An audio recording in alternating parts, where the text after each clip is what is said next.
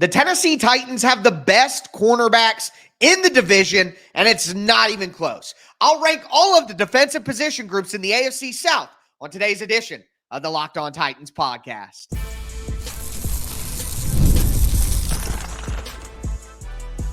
You are Locked On Titans, your daily Tennessee Titans podcast, part of the Locked On Podcast Network, your team every day.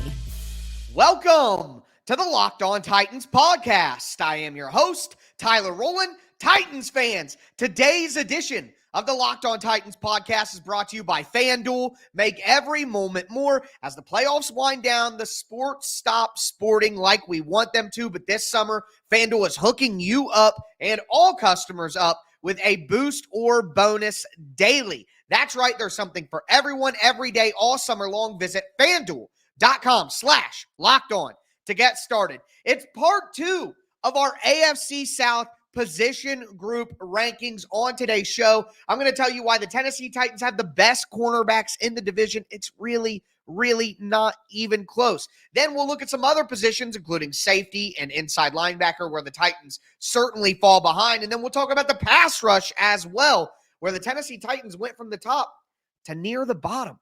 Before we get into all of that, though, do want to thank you for making Locked On Titans your first listen each and every day, Monday through Friday. Tennessee Titans content all year round, always for free.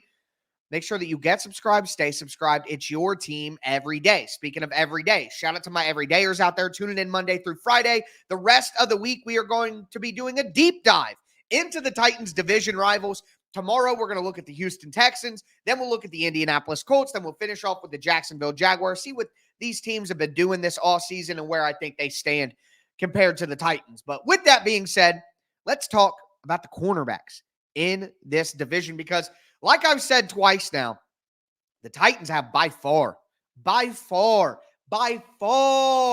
as far as you can imagine, the best cornerbacks in the division. Like it's really not even close. It's night and day. Quite honestly, the Titans have a great group, one of the best groups in the NFL. And then all the other three division rivals, I think, have very bad cornerback groups at the end of the day. So you look at the Titans. Of course, they add L'Jarius Sneed.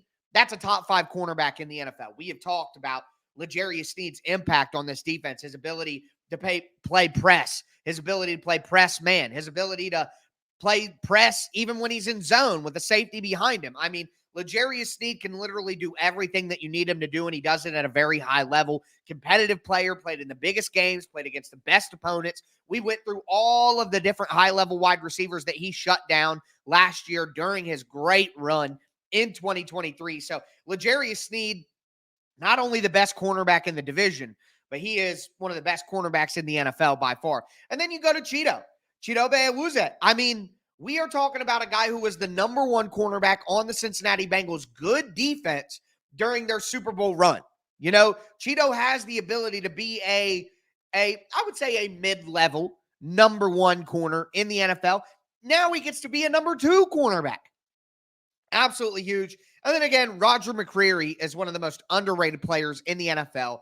I've said it the last few weeks, but I like how the national media is starting to kind of catch up on how good Roger McCreary is. I think he's probably a top 5 to top 8 slot cornerback in the NFL right now. Absolutely fantastic. So you got all 3 of those guys as your starters. And I honestly think that Jarvis Brownlee Jr. is better than some of the starters on some of the other teams in the division. Like, I think JBJ is going to be really good, guys. I just have that feeling. I just have the feeling. But you look at the other cornerback groups. I put Houston number 2. Derek Stingley Jr. is the best cornerback out of the rest of the division. All right. And then Kamari Lassiter is a rookie. Will he be good? I don't know. Could be, though. But Jeff Okudah, I wanted the Titans to go out and sign Okudah as some depth at cornerback. Now, obviously, the Titans did way better than Jeff Okudah. I'm not, crying over spilt milk by any means. I would much rather have what the Titans did at cornerback than go get Jeff Okudah. But I thought Okudah was a nice, cheap, high upside option that the Titans could have gone after. So he's, number 3, number 2 corner for Houston. Might be all right. CJ Henderson, another former first-round pick who flamed out and has been a disappointment. Houston's got at least some talent there. In the slot, they got Des King, the ageless man, but at the end of the day, that's not a great group. That's not a great group. That's an okay group, second best group in the division, in my opinion, but not a great group by any means. And then I have Indy number 3. Look, I like Juju Brents. I like Julius Brents coming out of college. I think he could be a good cornerback, a really good cornerback. And I think he showed some flashes so far. But after that, Jalen Jones, Dallas Flowers, Darrell Baker, they don't have any other good outside cornerbacks. Kenny Moore is good in the slot, but Kenny Moore is getting up there too. He's an older player. All right. Is he going to be able to hold up? And then they're moving Jalen Simpson, who was a safety in college, like a deep free safety, and they're moving him to cornerback. I don't get that. I don't really like that move. Emery Hunt, Football Game Plan on Twitter, does great draft work. One of the best draft analysts in the business. He questioned that move as well. The Colts are moving a bunch of people to different positions they didn't play in college, and I don't know about that. So we will see. But, considering that, how can I have them anywhere close to the top? And then finally, you have Jacksonville. Look, Tyson Campbell is a good player, but Ronald Darby as your number 2 corner, I don't know. And then they bring in Darnell Savage, who's been a versatile player for the Green Bay Packers, safety, slot, blah, blah. And it looks like they're going to run Darnell Savage at slot. I mean, being a full-time slot is different than the versatile weapon that he was in Green Bay. But I will say, I do like Jerry Jones, the young rookie cornerback who's a slot guy for Jacksonville. I think he could be a pretty good player. But at the end of the day, the point remains here. The Titans cornerback group is vastly superior to the other cornerback groups in the division. Like, they might have one, you got Stingley, you got Brents, you got Campbell.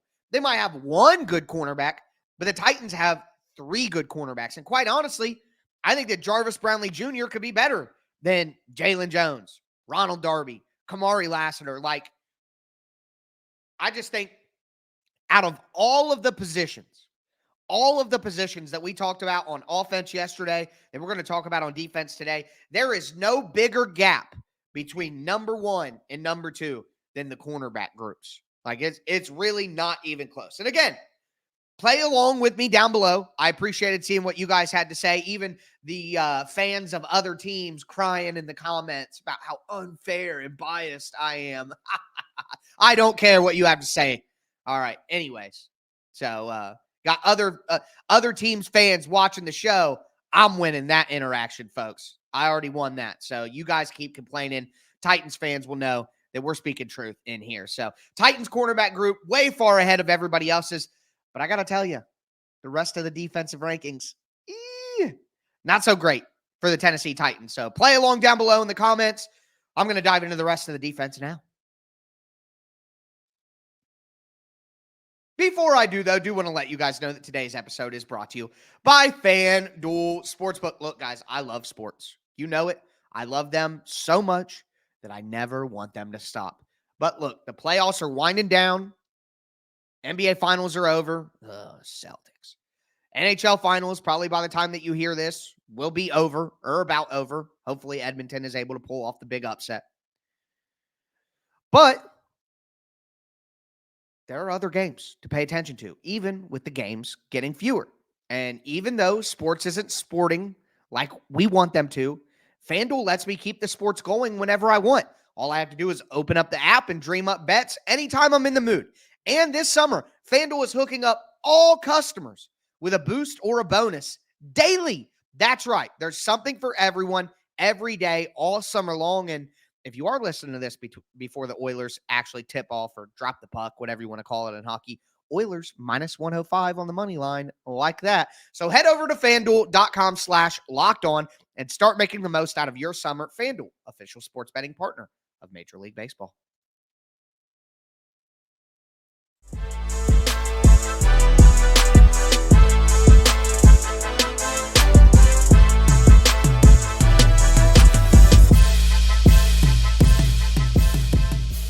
Titans fans, let's continue today's breakdown, rankings, whatever you want to call it, of the defensive position groups in the AFC South. We just talked about cornerbacks where the Titans have a clear advantage, but now I want to get into the rest of the defense. And there isn't much of an advantage for the Titans in those areas. Before we do, though, thanks again for making the Locked On Titans podcast your first to listen each and every day, Monday through Friday. Tennessee Titans content all year round, always for free.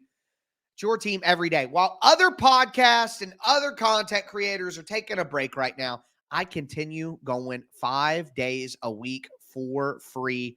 You're not going to beat that anywhere else. It's why the Locked On Titans podcast is the number one Tennessee Titans podcast in the world for multiple years running now. All right. That's why, because I never leave you guys without a podcast to step to. With that being said, hit the subscribe button. I'm getting kind of close to 15,000 subscribers.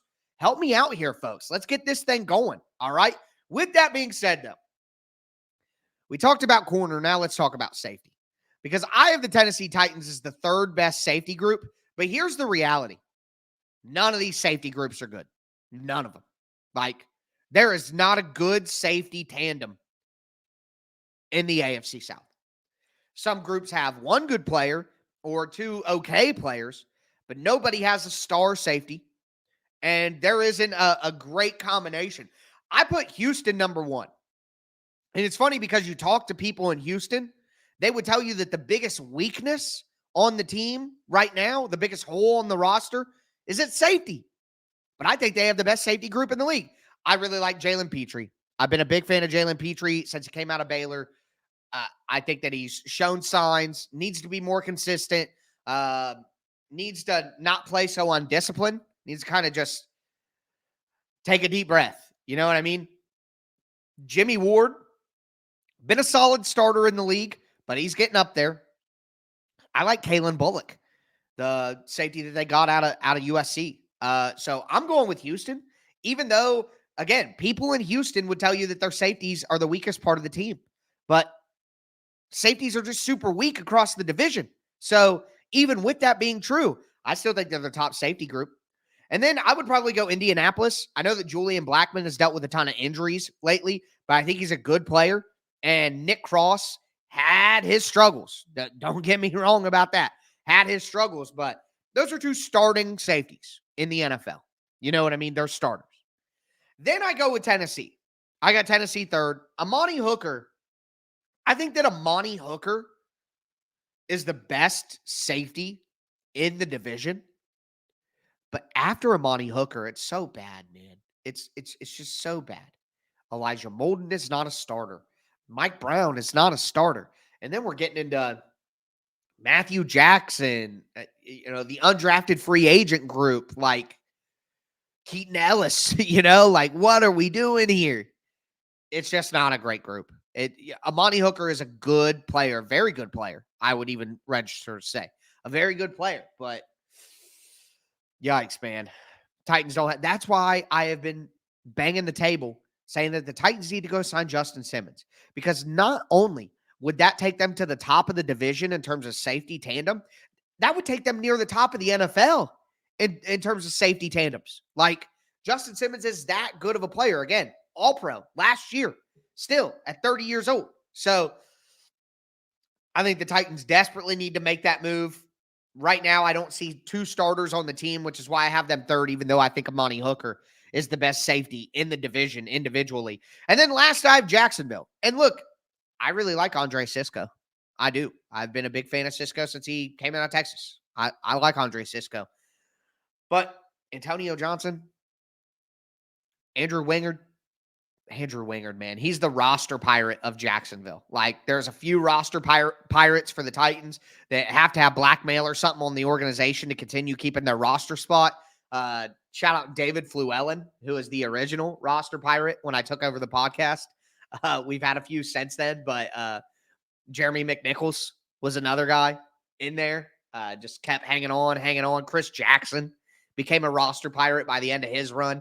NWI, you might want to call him that, although I think NWI has produced more than any of those guys, so he can at least say he deserves his roster spot. I won't make him a roster pirate. But anyways, I mean, maybe you could say Caleb Farley at this point, roster pirate, but when you're a first-round pick, it makes sense. I usually save the term for undrafted guys or guys it's like, how is this guy staying on the team? Anyways, to me, Andrew Wingard in Jacksonville is their roster pirate. But yeah, I put Jacksonville last. Not a big fan of that group. Not a big fan of that group at all. And I had Jacksonville last at cornerback too. Their secondary is looking rough. Okay. But they put all their resources into other things. So we'll see if that works out for them. Speaking of other things, linebackers.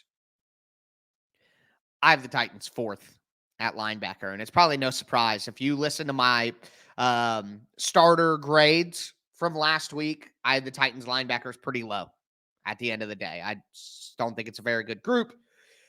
Especially Indianapolis has Zaire Franklin, EJ Speed. That's my number one linebacker group is the Colts. Zaire Franklin is the best linebacker in the division. Very good player. EJ Speed, okay player. But, next to Zaire Franklin, that's the best linebacker group in the division. And then I would have to go with Houston. I would have to go with Azeez Al-Shire and Christian Harris. They even have Henry To'oTo'o as well behind. Here's my thing. I'm not very high on Azeez, and I didn't want the Titans to pay Azeez, especially not what the Texans paid him. I think the Texans completely overpaid. But Azeez is just an average starting linebacker in the NFL. He's just average starting linebacker. Not great, not terrible. Just you could replace him with like 10 other average linebackers, and it'd probably be about the same. But still, credit where it's due. You're an average starter in the NFL, and that's pretty good. Christian Harris, ascending young player. I don't think he's everything that Houston is acting like he is, but still a good player. They're still both better than anybody the Titans have. So you got to take that into account. I don't even have the Titans third, though. I have Jacksonville third. Foyesade Oluokun is a very good player. All right. I don't think he's as good as Zaire Franklin, but he is a good player. Okay. After that is where it gets shaky for Jacksonville. Devin Lloyd has not lived up to his draft stock. He's not. He just simply is not. And I like Chad Mumma as well, their backup linebacker. I think he might even be better than Devin Lloyd at the end of the day. So I gave Jacksonville third. Oluokun, again, good player. But after that, I'm not a big fan of Devin Lloyd personally. So that probably has a lot to do with it. And then the Titans.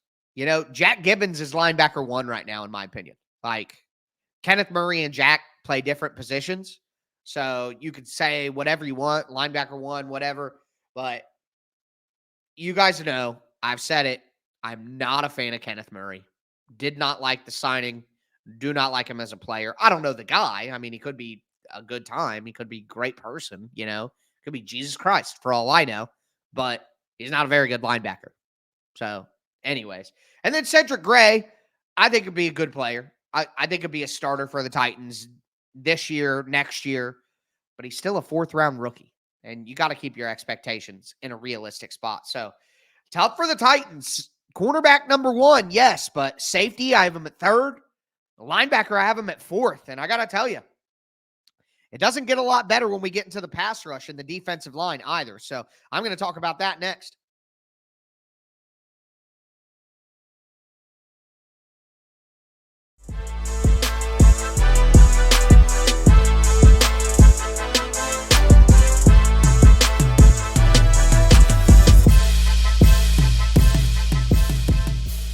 Titans fans, let's cap off today's AFC South defensive position group rankings. I've gone through the secondary. I've talked about off-ball linebackers. We've done the back seven of the defense. Now let's talk about the front line. Let's talk about edge rushers. Let's talk about interior defensive line. Before I get into it, though, I do want to thank you guys again for making Locked On Titans your first to listen each and every day. Also want to let you know that Locked On has launched the first ever national sports 24/7 streaming channel on YouTube, and now it's also available on Amazon Fire TV. It's called Locked On Sports Today.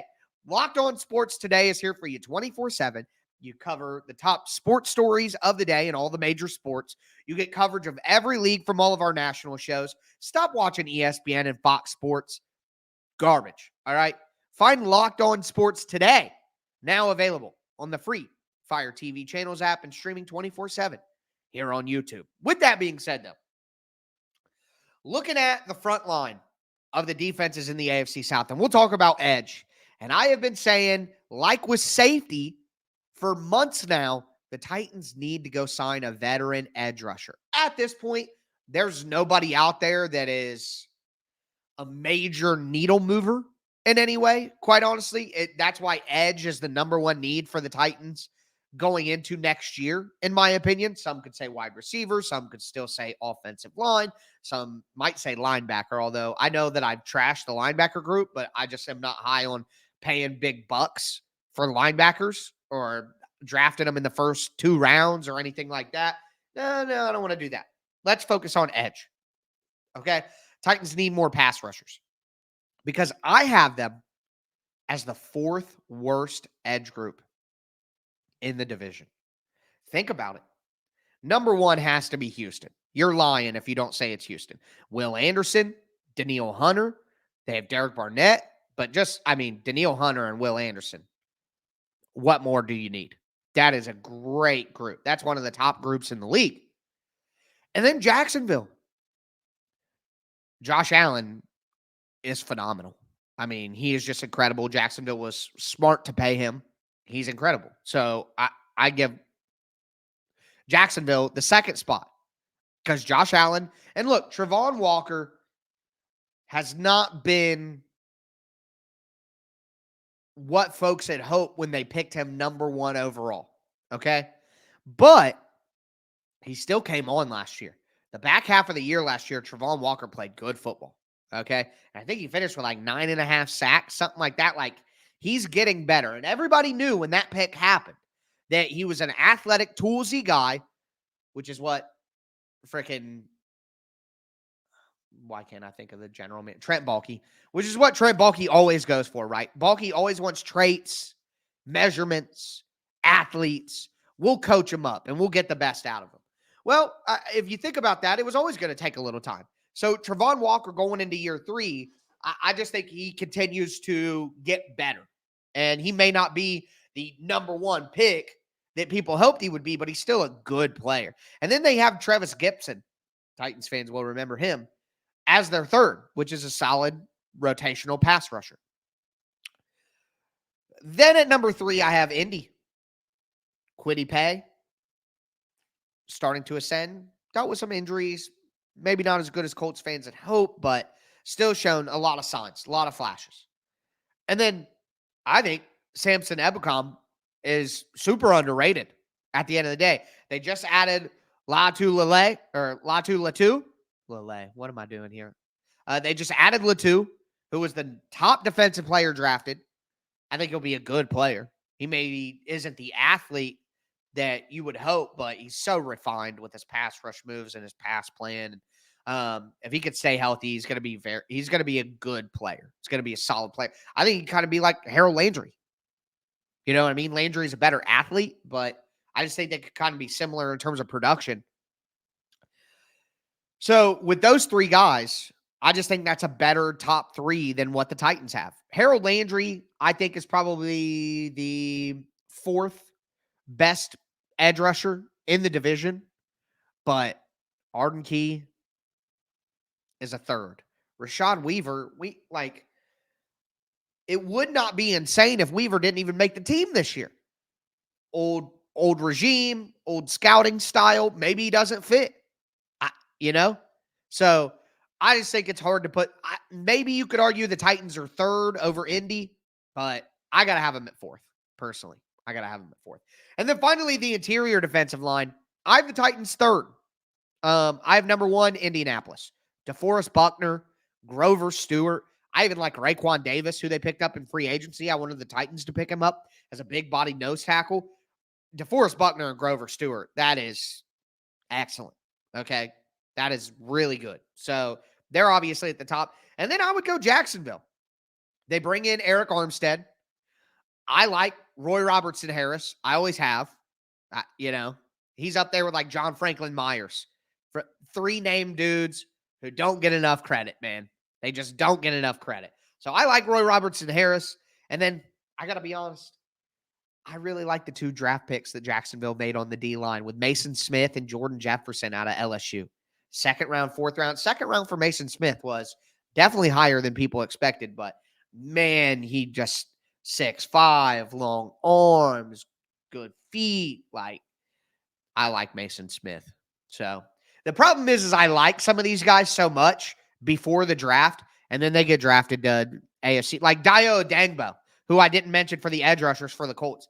I love Dio. I know he was coming off the torn Achilles, but man. And then he goes to the Colts, and he turns out to be solid. Then I have the Titans. Look, Jeffrey Simmons is the best interior defensive lineman in the entire division, period. But after that, Sebastian Joseph Day, Sweat, it's just not that good.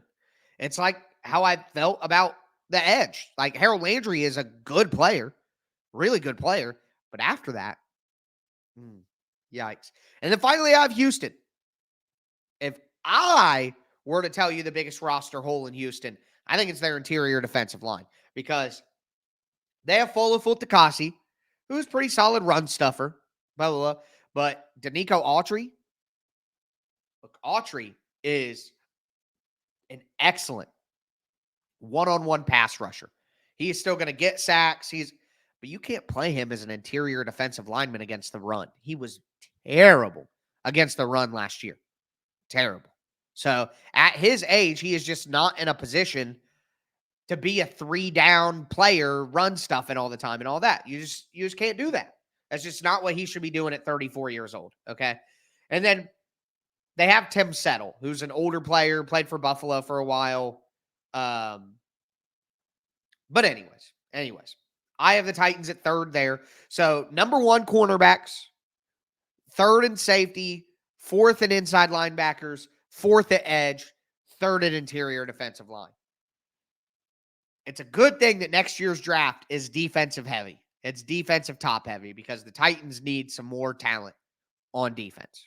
That's a fact. But with that being said, again, remember tomorrow, deep dive into the Houston Texans, Indianapolis Colts the next day, Jacksonville Jaguars the next day. I'm going to have the host of those shows, Locked on Jags, Locked on Texans, Locked on Colts.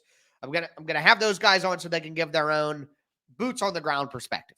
All right, so make sure that you guys check that out. But as always, I am your host, Tyler Rowland, and this was Locked on Titans.